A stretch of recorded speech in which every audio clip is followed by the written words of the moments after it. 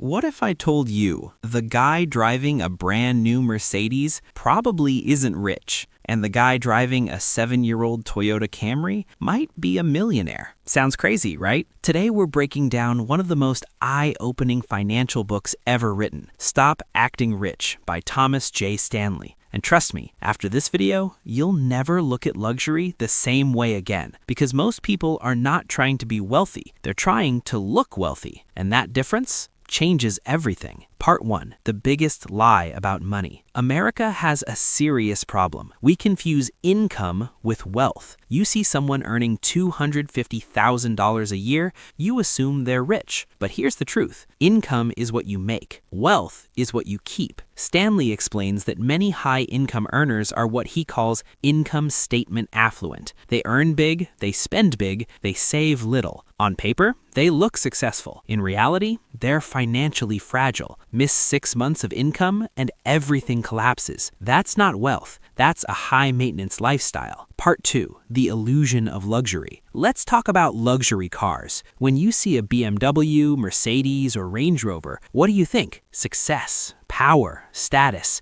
But Stanley's research found something shocking. Most true millionaires don't lease luxury vehicles, don't chase status brands, don't upgrade just to impress others. Instead, they buy reliable cars and keep them for years. Why? Because wealthy people understand depreciating assets don't build freedom. Flashy spending builds attention, not wealth. Part 3. Acting rich versus being rich. This is the core message of the book. There are two types of people. People who look rich, people who are rich. The first group spends money on designer clothes, huge homes, expensive watches, VIP experiences. The second group spends money on investments, businesses, real estate, assets. One builds image, the other builds independence. And here's the painful truth. Many people you think are rich are just heavily financed. Part 4. The status trap. Why do people act rich? Because humans crave validation. We want respect, attention, approval, and marketers know this. Luxury brands don't sell products, they sell identity. Stanley explains that people often buy expensive things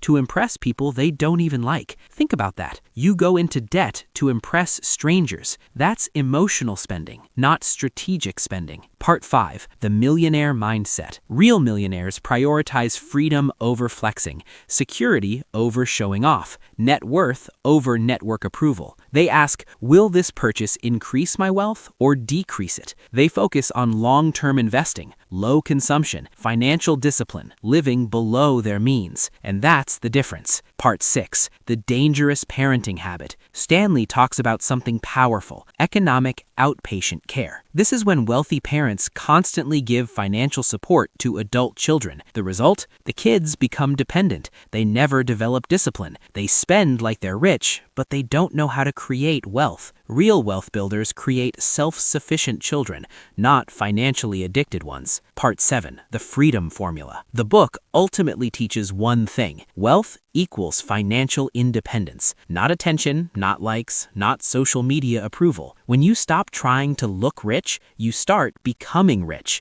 Because every dollar saved and invested buys you future freedom. Every unnecessary luxury purchase sells a piece of that freedom. Strong ending. So, next time you see someone flexing, ask yourself, are they building wealth or buying validation? The richest people in America don't look rich. They look normal because they're not trying to impress you. They're trying to outlast you financially. And that's the real power. If you learned something from this breakdown of Stop Acting Rich, hit that like button because financial literacy is freedom, and freedom, that's the real luxury.